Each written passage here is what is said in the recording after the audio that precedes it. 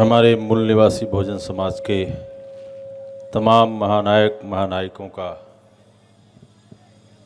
वैचारिक वंदन करते हुए सम्मानी मंच और मंच के समक्ष बैठे सभी जांबाज साथियों, आप सभी को क्रांतिकारी जय भीम, जय मूल निवासी, जय भारत, जय संविधान। सवाल यह नहीं कि शीशा बचा या फूट गया। सवाल यह नहीं कि शीशा बचा या फूट गया। सवाल यह है कि पत्थर आया कहाँ से। सवाल यह है कि पत्थर आया कहाँ से। इसी सत्य की खोज के लिए क्या बनाया? सत्य शोधक समाज की वो पत्थर कहाँ से आया। लेकिन बड़ा विचारणीय प्रश्न ये है कि राष्ट्रपिता फूले के विचारों का समाज क्या ये कुर्सियां बनाएगी? मेरा सवाल है आप लोगों से, क्या ये खाली कुर्सियां बनाएंगी फूले के विचारों का समाज? जो लोग इस कार्यक्रम में आए हैं वो भी उधर साइड में गाड़ियों में बैठकर बतिया रहे हैं।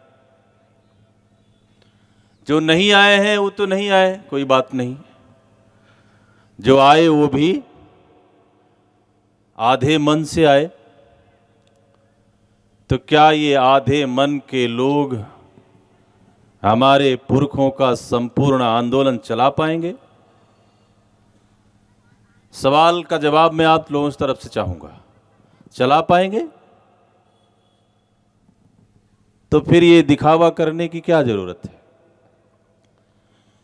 मैं बात रखने के पहले, वैसे तो मेरे पास केवल 5 मिनट हैं जो समय निर्धारित है उसके आधार पर, लेकिन आपको इजाज़त आपकी तरफ से होगी तो 2-4-6 मिनट और आगे बोलूँगा, क्योंकि हम अनुशासन के पाबंद लोग हैं।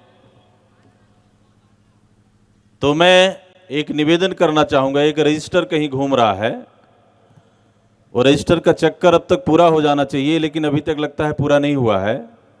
जिन लोगों ने अपनी हाजिरी उस रजिस्टर में नहीं लगाई है वो लगा देंगे, क्योंकि ये रजिस्टर आज तो हाजिरी लगा रहा है, लेकिन कल का ये इतिहास होगा। आज का ये कार्यक्रम आगे चलकर ये इतिहास बनेगा, इसलिए आपकी उपस्थिति उस रजिस्टर में होना जरूरी है। तो साथियों, आज से 150 साल पहले जिस महापुरुष की ये कर्मभूमि है, बोधिसत्व डॉक्टर बी.आर. अम्बेडकर की, उस महापुरुष के गुरु राष्ट्रपिता फूले ने जिस समाज की स्थापना की, उसके संबंध में बहुत सारी बातें पीछे की जा चुकी हैं। मैं रिपीट करना उचित नहीं समझ रहा हूं। लेकिन जो प्रेजेंट सिनेरियो है इस देश की पॉलिटिक्स का, इस देश की सोसाइटी का, इस देश के कल्चर का, इस देश के इकोनॉमिक्स का आप देख रहे होंगे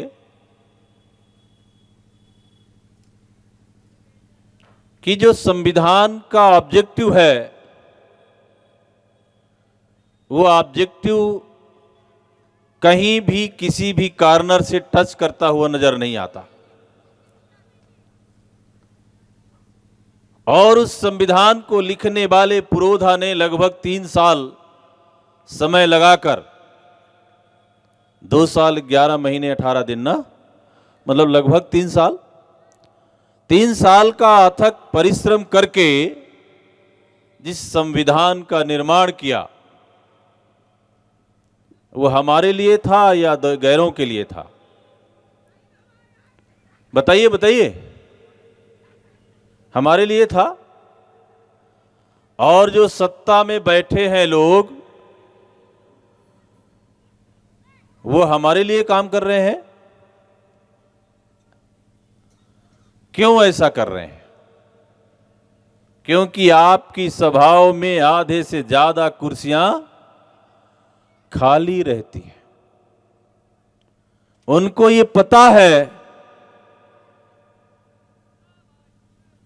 कि ये धर्मांध लोग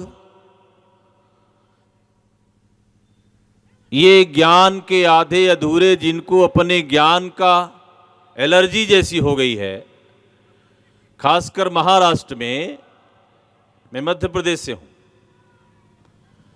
महाराष्ट्र में बाबा साहब की कर्मभूमि रही है और पूरी दुनिया में सबसे ज्यादा बौद्धिस्ट, दुनिया की मैं बात कर रहा हूं, भारत भर की नहीं, सबसे ज्यादा बौद्धिस्ट कहां है? महाराष्ट्र में। और इस राज्य का नाम महाराष्ट्र है, मतलब राष्ट्रों का राष्ट्र है। क्या है? राष्ट्रों का राष्ट्र है। और आज तक मूल निवासी बहुजन समाज की सत्ता इस प्रदेश में नहीं आई क्या? इसका मतलब हम बाबा साहब का नाम तो जपते हैं, तथागत बुद्ध का नाम तो जपते हैं। अभी दीक्षा भूमि में कई लाख की भीड़ आएगी, आएगी ना? लेकिन ये भीड़ भेड़ से ज्यादा है क्या? कड़वा हो सकता है मेरा वचन, मैं ये पूछ रहा हूं, क्या ये भीड़ भेड़ से ज्यादा है क्या? विचारों में क्या तब्दील हुई ये भीड़? तो गलती किसकी है? गलती हमारे आप जैसे बुद्धिजीवी लोगों की है कि हम मूव नहीं करते और चला मूवमेंट रहे हैं। क्या बिना मूव किए मूवमेंट चलेगा? मूवमेंट का मतलब आंदोलन होता है, और आंदोलन का मतलब यह कि आपके बगल वाला आदमी आपके बैठने से ही प्रभावित हो जाए।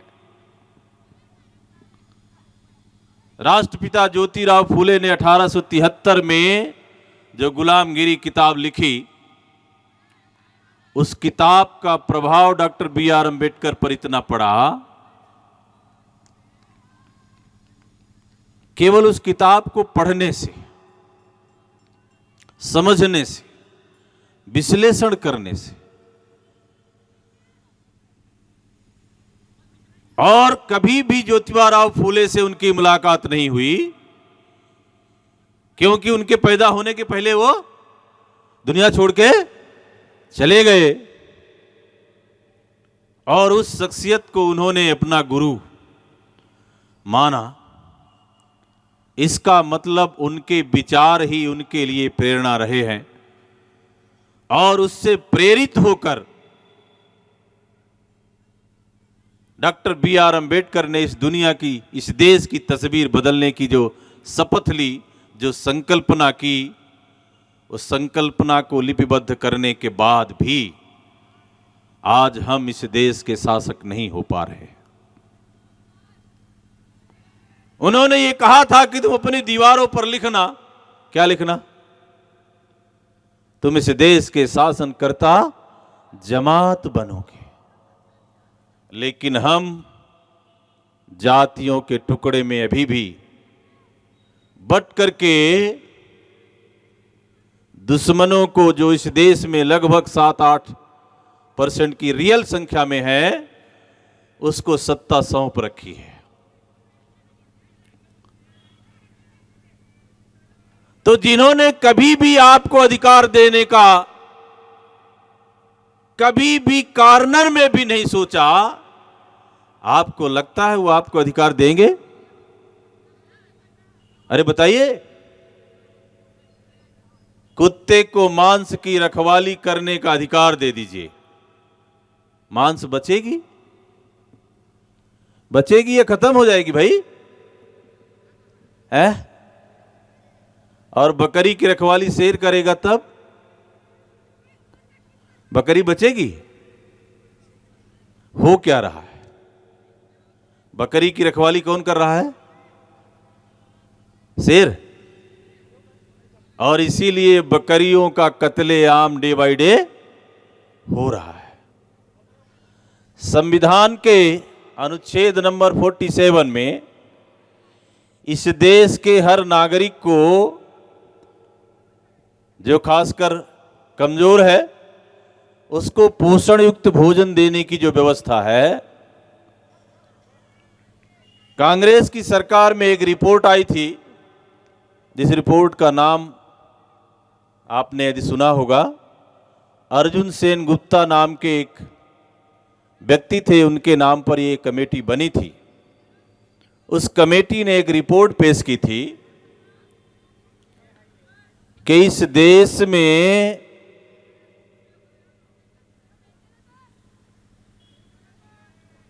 24 करोड़ लोग ऐसे हैं जिनकी प्रतिदिन की आमदनी 6 रुपए है। कितनी? इस देश में 29 करोड़ ऐसे लोग हैं जिनकी प्रतिदिन की आमदनी 11 रुपए है, और 31 करोड़ लोग ऐसे हैं जिनकी प्रतिदिन की आमदनी 20 रुपए है। कितनी? 6 रुपए, 11 रुपए और 20 रुपए। इन तीनों को जोड़ा जाए तो 84 करोड़ होता है। ये 2006 की रिपोर्ट थी, और इस रिपोर्ट को आज के डेट में यदि कंपेयर किया जाए तो ये 100 करोड़ से ऊपर जाएगी।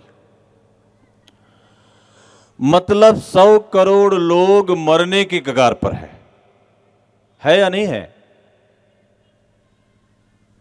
और इनको बचाने के लिए आपकी सरकार आपको 5 किलो अनाज दे रही है। कितना? इधर भी दे रही होगी ना? है 5 किलो अनाज एक महीने में,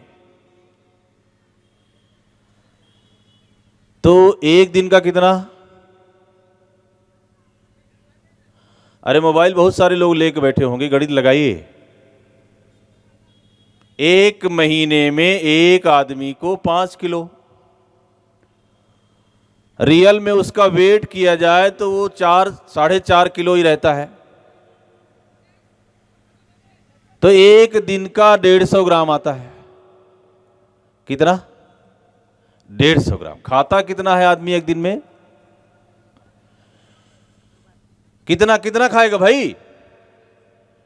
कितना भी कम खाएगा तो पूरे दिन में 500 ग्राम खाएगा या नहीं खाएगा? खाएगा ना? और मिल कितना रहा आपको? 150 ग्राम। ये मारने की गारंटी है या जिंदा रखने की?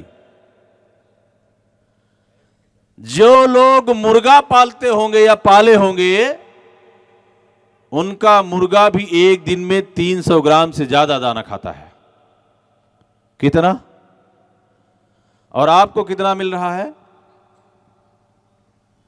तो आपकी औकात मुर्गे से कम है या ज्यादा है? और मुर्गा काटने के लिए पाला जाता है, बचाने के लिए नहीं। तो आप कटोगे या बचोगे? हैं? और ये मुर्गा जो बनाने का कार्यक्रम सरकार कर रही है, मतलब संविधान के अनुच्छेद नंबर 47 का सरासर उल्लंघन हो रहा है। और उधर आरक्षण के नाम पर इकोनॉमिक वीकर सेक्शन को कितना? 10% का आरक्षण देकर यह बताया कि जी मिनिमम आय 8 लाख रुपए वार्षिक है और उनके पास 5 एकड़ जमीन है, तो वो गरीब है। इधर ओबीसी के लोग हैं क्या? इधर केवल एक आदमी ने हाथ उठाया। ओबीसी का जो क्रीमी लेयर की जो लिमिट है वो 6 लाख रुपए की है। यदि उसकी आय 6 लाख है वर्ष में, इसका मतलब वो क्रीमी लेयर से ऊपर है, उसको आरक्षण का कोई लाभ नहीं मिलेगा।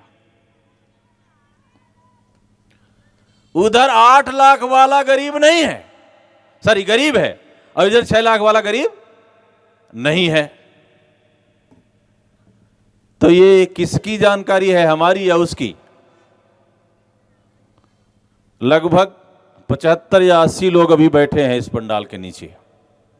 मैं भी बैठे बैठे काउंटिंग कर रहा था, स्टार्ट में लगभग 150 लोग थे और कुर्सियां लगभग 250 लगी हुई हैं। तो इसका मतलब यह है कि आंदोलन चलाने के लिए आदमियों की जरूरत नहीं है, केवल कुर्सियों की जरूरत है। और बाबा साहब ने संविधान लिखकर आपको ये कुर्सी बैठने की जो व्यवस्था दे दी, ये कुर्सी 2024 के बाद जाने वाली है। जाना चाहिए या बचना चाहिए, जरा बताइए, बोलिए बोलिए। हैं? ऐसी आवाज में नहीं बचेगी। 2024 की सरकार आई मतलब आपकी कुर्सी गई। ये मैं अभी चैलेंज के रूप में बता रहा हूं। और केवल कुर्सी नहीं जाएगी, पेशवा शासन काल में जो हमारे गले में हंडिया बनती थी और कमर में झाड़ू बंधता था, वो भी आने वाला है। इसलिए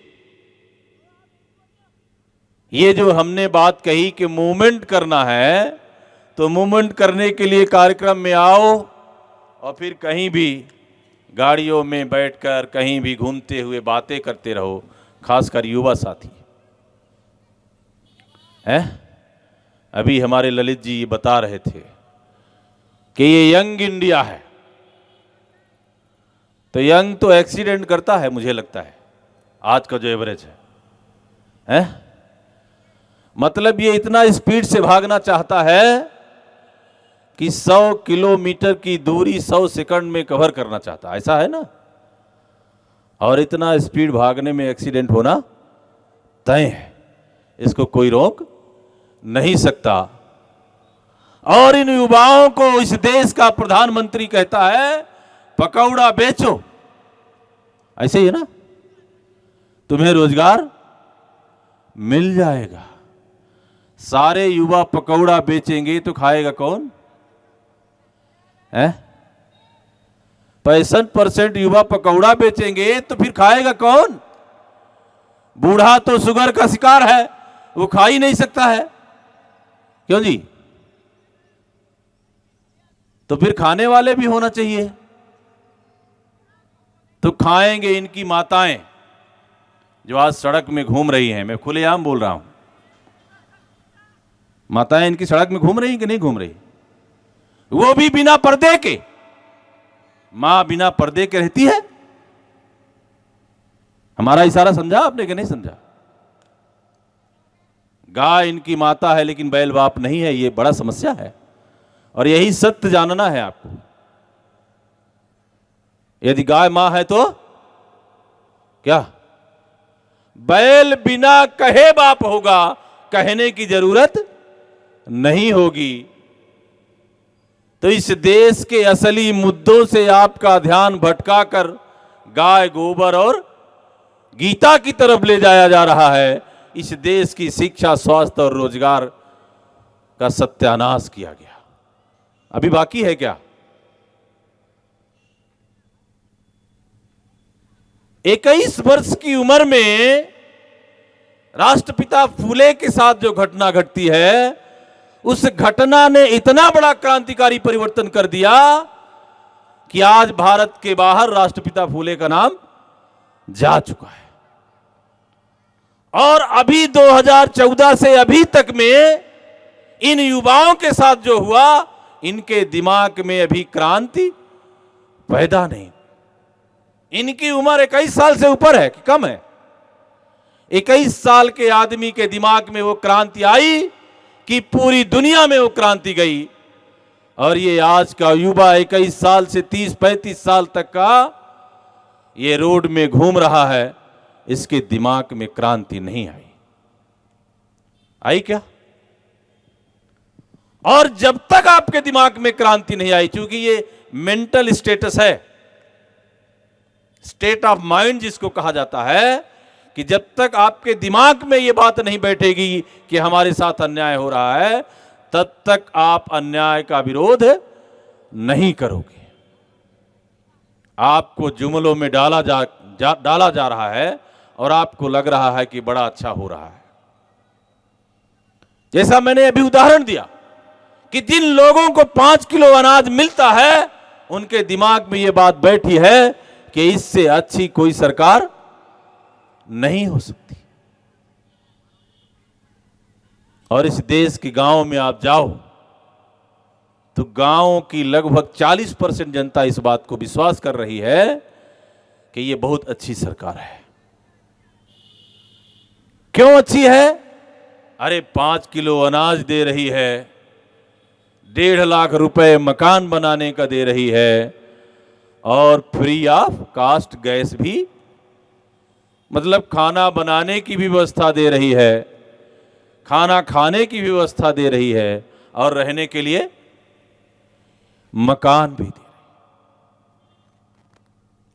है। 1.5 लाख रुपए में घर बनता है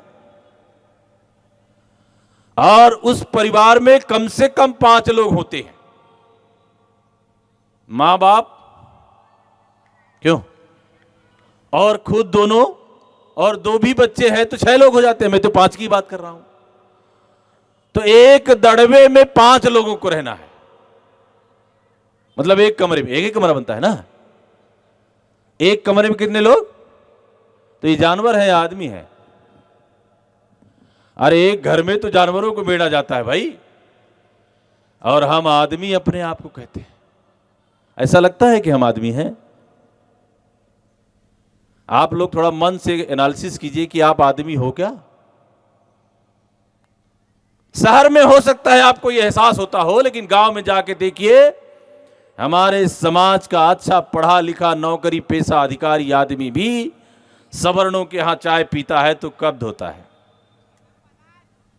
खाना खाता है तो थाली धोता है, और उन सवर्णों के यहां कुत्ता यदि खाना खाए तो थाली धोता है।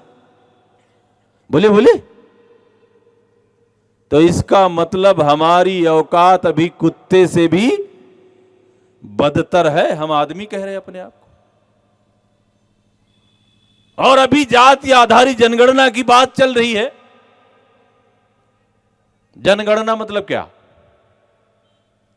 जन माने, जन मतलब आदमी ना, गणना मतलब गिनती। खासकर ओबीसी की जनगणना जाति आधारित नहीं हो रही है। इसका साफ मतलब है कि सरकार अभी आपको आदमी नहीं मानती। मानती तो गिनती कर लेती। इस देश में सुअरों की गणना हुई, कुत्तों की गणना हुई, गायों की गणना हुई, यहां तक कि हिजड़ों की गणना हुई, लेकिन पिछड़ों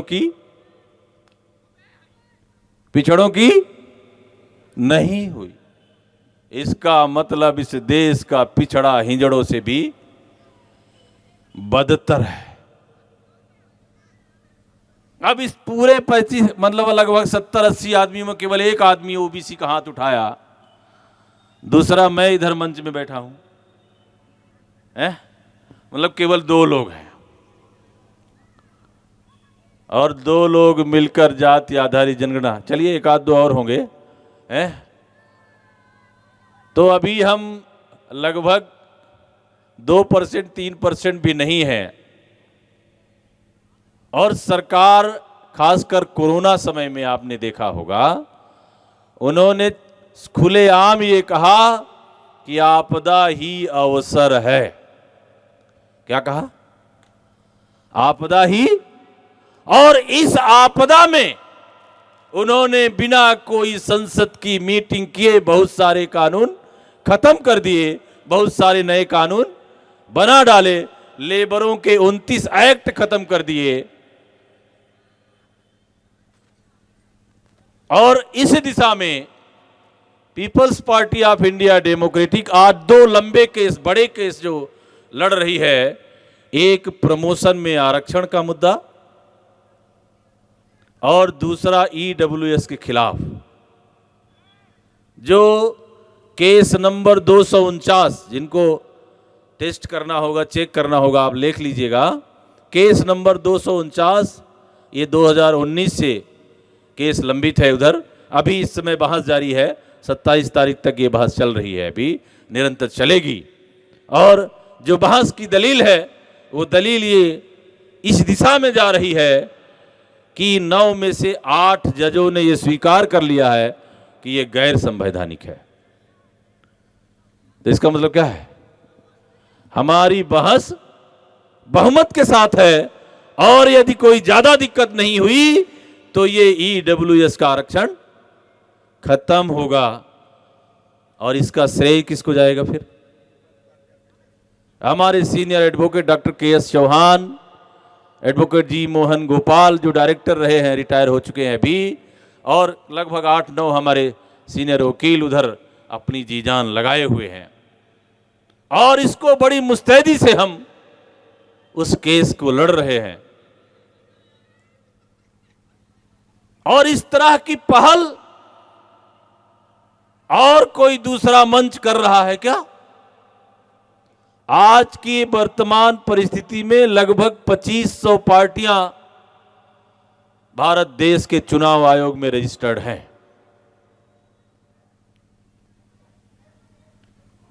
सबसे ज्यादा तो आपके महाराष्ट्र की है। लेकिन मूल निवासी बहुजन समाज का ऐसा कोई पॉलिटिकल पार्टी जो नेशनल लेवल में अपनी आइडेंटिटी बनाई हो, ऐसी कोई पार्टी आपको दिखती नहीं है। बहुत सारे लोगों के दिमाग में यह सवाल आता है कि बीएसपी थी तो पीपीआई क्यों? तो मेरा यह सवाल है कि आरपीआई थी तो बहुजन क्यों? जब आरपीआई थी तो बीएसपी बनाने की जरूरत थी क्या? अरे थी। आरपीआई कई टुकड़ों में बंटकर ब्राह्मणवादियों के हाथों में जा चुकी थी, इसलिए दूसरा विकल्प बसपा के रूप में समाज के सामने आया, और आज वो भी उन्हीं के हाथों में जा गई है।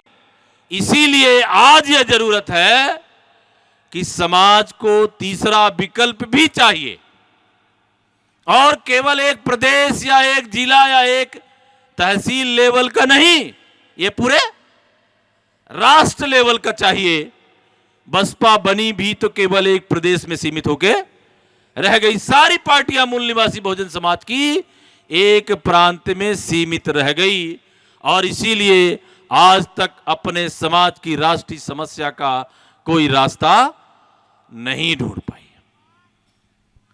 लगभग 5 साल यह मंथन चला, 2012 से लेकर 2017 तक। तब जाके यह निर्णय बना कि हमें समाज को एक नया विकल्प देना चाहिए, और उस विकल्प में किसी व्यक्ति, किसी परिवार या किसी जाति की बपौती नहीं होना चाहिए। इसलिए we the people of India, जो भारत के संविधान की प्रस्तावना की पहली लाइन है, उस लाइन के कॉन्सेप्ट को ध्यान में रखकर इस पार्टी का नामकरण हुआ। और एक बात मजे की आपको बताऊं, 3 जनवरी 1918 को हमारा नामांकन का मतलब रजिस्ट्रेशन का फॉर्म वहां अप्लाई हुआ, और 31 अक्टूबर 2018 को हमें रजिस्ट्रेशन मिला। कितने महीने लगे भाई? पूरे 10 महीने लगे। और चुनाव आयोग का सबसे सीनियर आदमी, जिसको इलेक्शन कमिश्नर कहा जाता है, वो इतना ज्ञानी था, पता नहीं अभी भी वही है या दूसरा है, इतना ज्ञानी था, उसने कहा पीपल्स पार्टी ऑफ इंडिया का हिंदी अर्थ भारतीय जनता पार्टी होता है। इतना ज्ञानी भारत का चुनाव आयुक्त, इतना ज्ञानी कि पीपल्स पार्टी ऑफ इंडिया का हिंदी अर्थ क्या? भारतीय जनता। आप सबको पता है कि किसी व्यक्ति का नाम का ट्रांसलेशन नहीं होता है। क्यों होता है? अरे किसी का नाम मान लीजिए भारत है फॉर एग्जाम्पल, तो क्या आप अंग्रेजी में उसको इंडिया लिखोगे? हैं?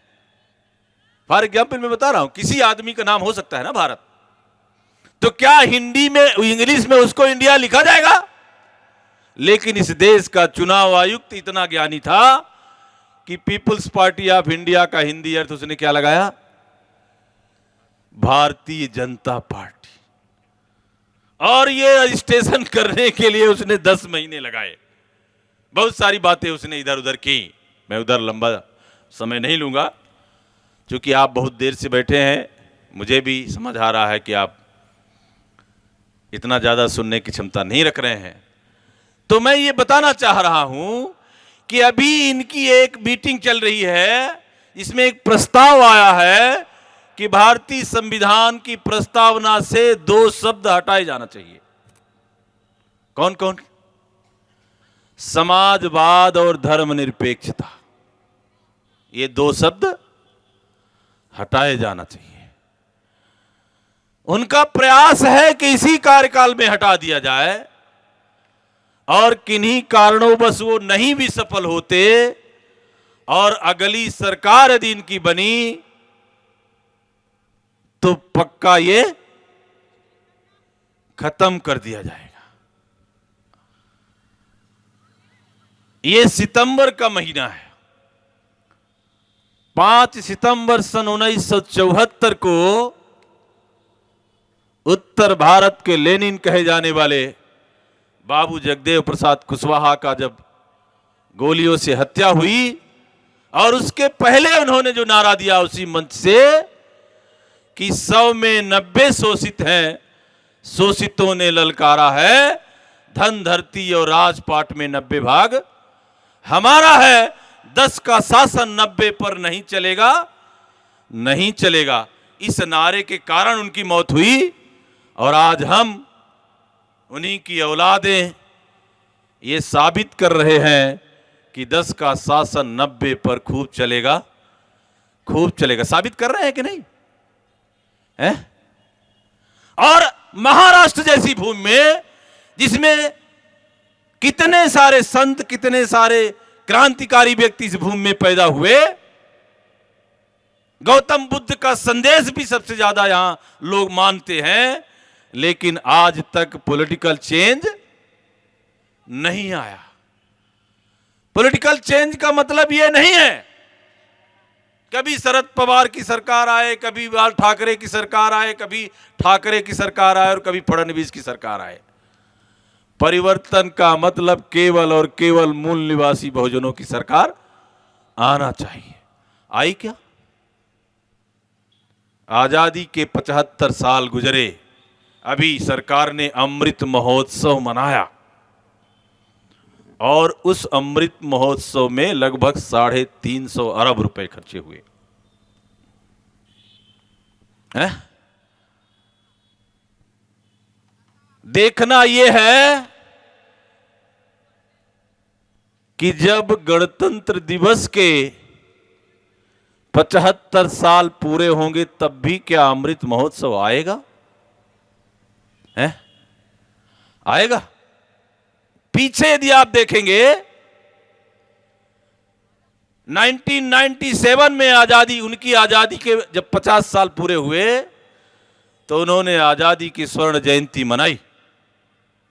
लेकिन 2000 में 26 जनवरी के जब 50 साल पूरे हुए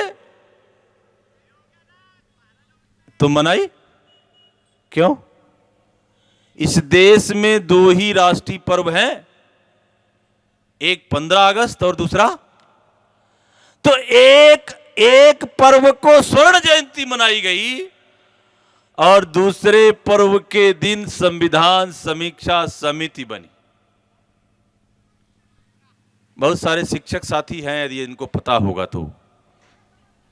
क्या बनी? तो दोनों के साथ सौतेला व्यवहार, क्योंकि 15 अगस्त 1947 को गोरे अंग्रेजों के हाथ से काले अंग्रेजों को सत्ता मिली, इसलिए 15 अगस्त का दिन उनके लिए खुशी का दिन था। उनके खुशी के दिन के 50 साल पूरे हुए तो स्वर्ण जयंती आई। लेकिन 26 जनवरी 1950 को हमारे पुरखे डॉक्टर बाबा साहब अंबेडकर के द्वारा निबंधित जो संविधान लागू हुआ, उस दिन से उनके कुछ अधिकार, सारे तो नहीं, कुछ अधिकार उधर से निकल के क्या हुए, इधर आए। इसलिए 26 जनवरी का दिन उनके लिए कष्ट का दिन है और इसलिए कष्ट के दिन में उन्होंने स्वर्ण जयंती नहीं मनाई, संविधान समीक्षा समिति बनाई और उस समिति में एक भी SC ST OBC माइनॉरिटी का आदमी नहीं है। उन्होंने ये तर्क दिया कि उस संविधान में बहुत सारी कमियां हैं, ये समिति उसका पुनरीक्षण करेगी और फिर से उसमें सुधार किया जाएगा। तो साथियों, आने वाले समय में 2025 में उसके भी 75 साल पूरे होंगे। आप जरा गौर करिएगा क्या होने वाला है। और राष्ट्रीय स्वयंसेवक संघ के 100 साल पूरे होंगे हैं। गणतंत्र दिवस के 75 साल पूरे होंगे और RSS के, जरा देखना है आपको क्या होने वाला है। आंखें अभी से खुली रखिए और यदि आंखें खुल जाए तो 3 काम यदि आप कर सकते हैं कि त्योहार, संस्कार और दरबार से बाबर का बहिष्कार कर दीजिए। बाबर मतलब समझ लीजिए, मैं यहां मन से नहीं बोलूंगा। बाबर, बा मतलब है, फिर दूसरे बा, फिर तीसरे रा से मतलब है, कभी और बात आएगी तो कर देंगे। ग्राम सभा से लेकर लोकसभा तक आपकी वोट बाबर को नहीं जाए, यदि ऐसा आपने संकल्प कर लिया तो ये 75-80 लोग 75-80 करोड़ को आंदोलित कर सकते हैं। करना क्या है, आप सबको डोमिनो इफेक्ट लगाना है। ये डोमिनो इफेक्ट क्या है, पढ़ाया नहीं गया होगा। पढ़ाया गया है क्या? ये फिजिक्स का सब्जेक्ट है। जब बच्चे स्कूल जाते हैं तो ऐसी लाइन में गाड़ियां, साइकिलें खड़ी कर देते हैं और आप एक साइकिल को धीरे से धक्का मारिए तो क्या होगा, सारी साइकिलें अपने आप। तो करना क्या है, अपने बगल वाले को आंदोलित करना है। बगल वाले को आंदोलित करना है और फिर वो बगल वाला अपने बगल वाले को आंदोलित करेगा। फिर इस तरह से सारी साइकिलें क्या होगी, तो ये गिराना है। और इसके लिए जो सिस्टम है, जनसंपर्क पहला काम, जनसंवाद दूसरा काम, तो तीसरा काम अपने आप हो जाएगा। तीसरा काम क्या है, जनमत बनाना। आपने जनसंपर्क यदि रेगुलर किया तो जनसंवाद होगा और संवाद होगा तो लोग आपके मतों की तरफ क्या होंगे।